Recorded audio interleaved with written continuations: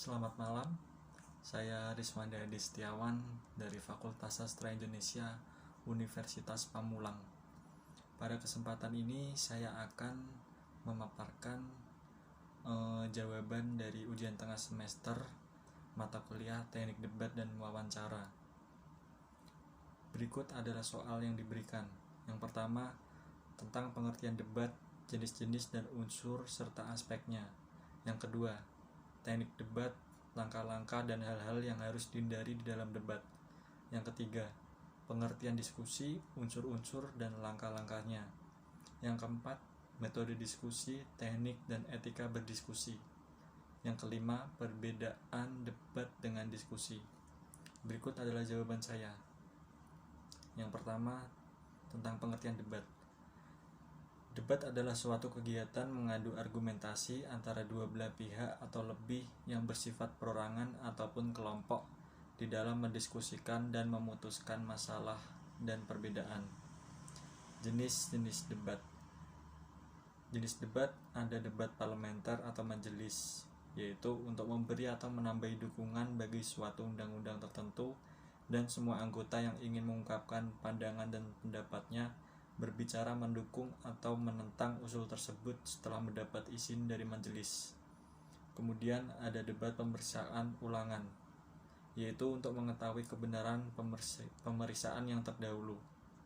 Kemudian ada debat formal atau debat pendidikan, adalah jenis debat yang bertujuan untuk memberi kesempatan bagi dua tim pembicara untuk mengungkapkan kepada para pendengar beberapa argumen yang menunjang atau membantah suatu usul. Setiap pihak diberikan waktu yang sama bagi pembicara untuk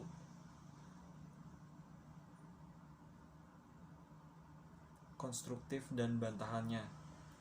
Kemudian ada unsur-unsur debat. Yang pertama ada mosi.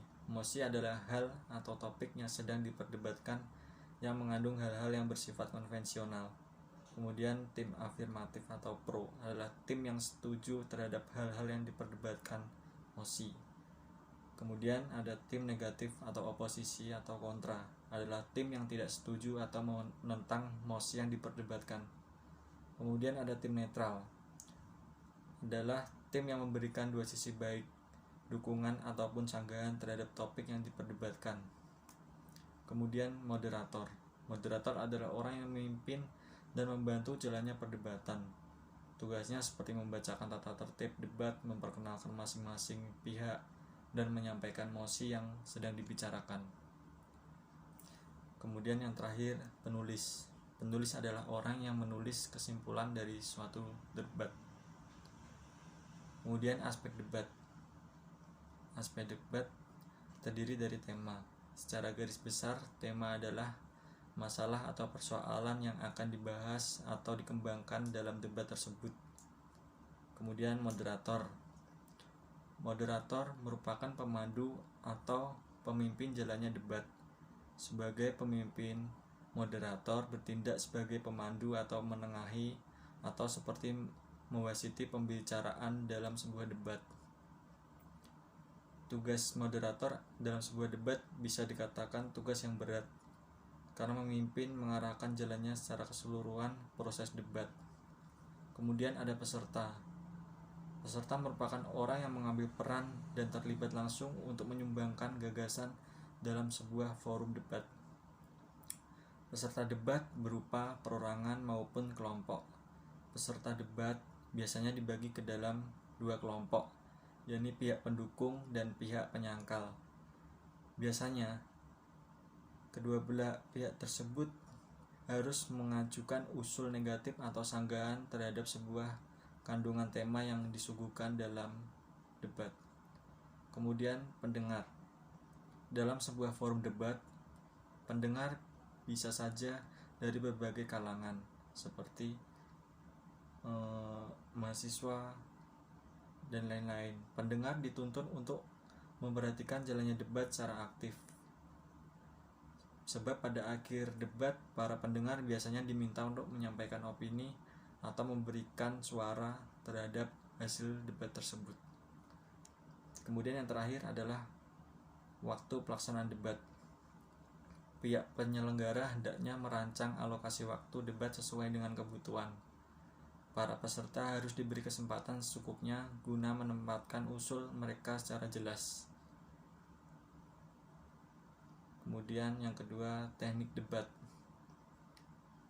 Teknik debat yang pertama adalah teknik trapping atau jebakan, yaitu menggiring lawan menuju poin bahasan tertentu yang sudah dipersiapkan segala kelemahannya. Kemudian teknik switching atau tukar posisi, yakni menjadikan argumen lawan sebagai argumen kita dan membuatnya menjawab sendiri kritikannya seolah kita bertukar posisi dengan lawan. Kemudian teknik contradicting atau membuat kontradiksi. Teknik ini dilakukan dengan memunculkan kontradiksi pada logika lawan, sehingga diperlukan logika kuat untuk memakai teknik ini. Kemudian ada teknik balancing atau seimbang, yakni membuat lawan menanggapi kritik dengan kritik yang seimbang. Ini biasanya dilakukan tatkala kehabisan jawaban untuk membela diri.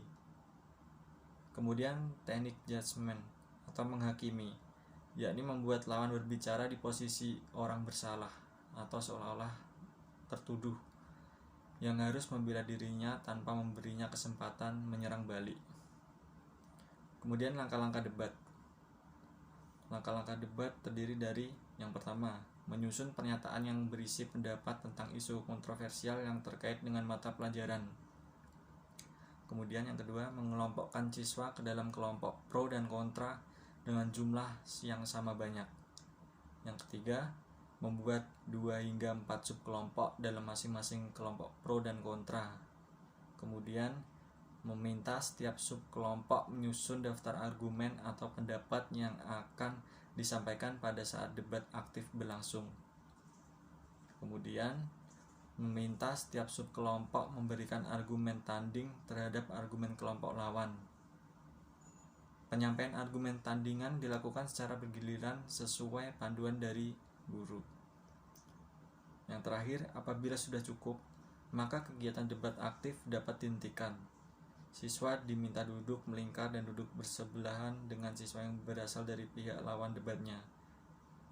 Dan kemudian guru akan mendiskusikan kembali persoalan yang diperdebatkan serta meminta siswa mengenali argumen terbaik yang dikemukakan oleh kedua belah pihak. Kemudian, hal-hal yang harus dihindari di dalam debat. Yang pertama, dalam debat kita harus menghindari kata-kata yang jelek agar argumen bisa mudah difahami. Yang kedua, jangan tergesa-gesa dalam berdialog, tetap tenang dan tidak usah bersikeras sampai mengeluarkan suara keras. Dan yang terakhir, jangan menunjuk ke arah lawan sambil muka marah atau muka tidak senang.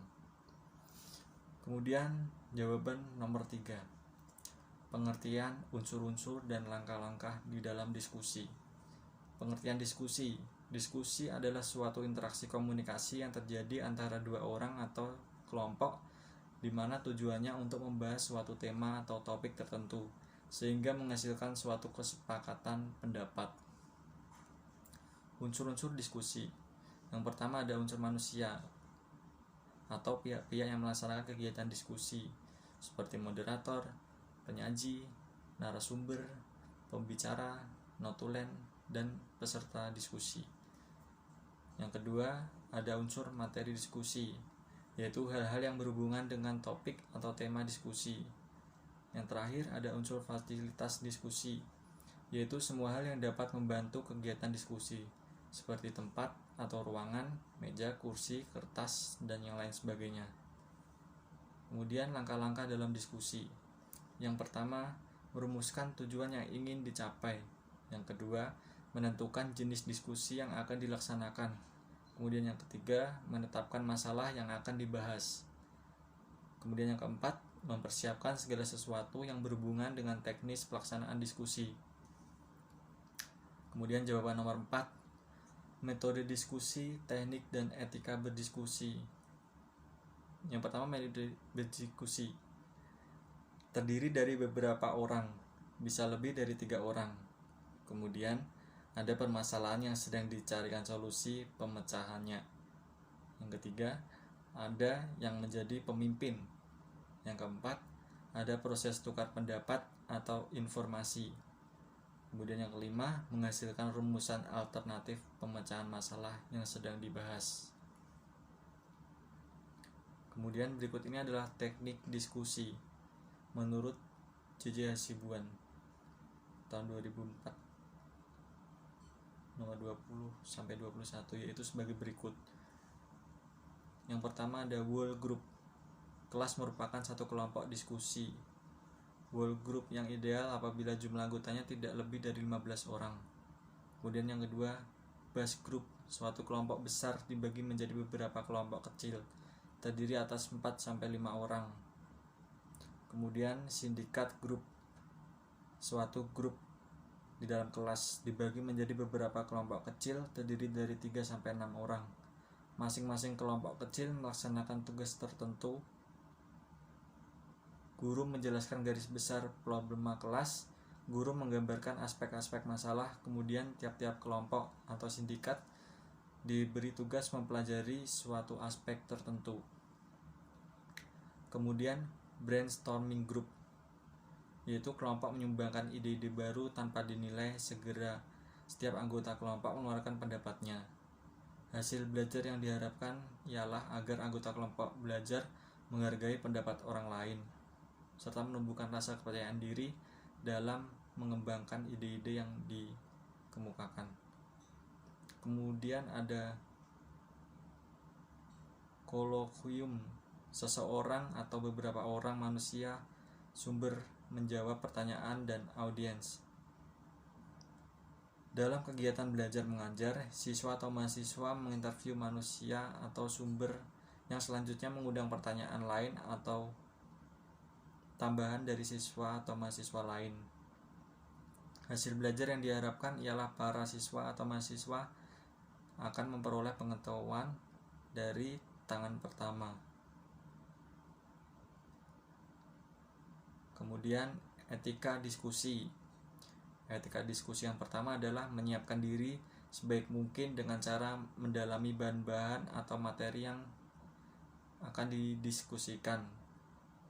Kemudian memakai bahasa yang baik, benar, dan komunikatif. Kemudian yang ketiga, searah dengan tema dan tidak keluar dari tema permasalahan yang sedang didiskusikan. Yang terakhir, tanyakan hal-hal yang masih kurang kejelasannya. Dan jawaban soal nomor 5 tentang perbedaan debat dan diskusi.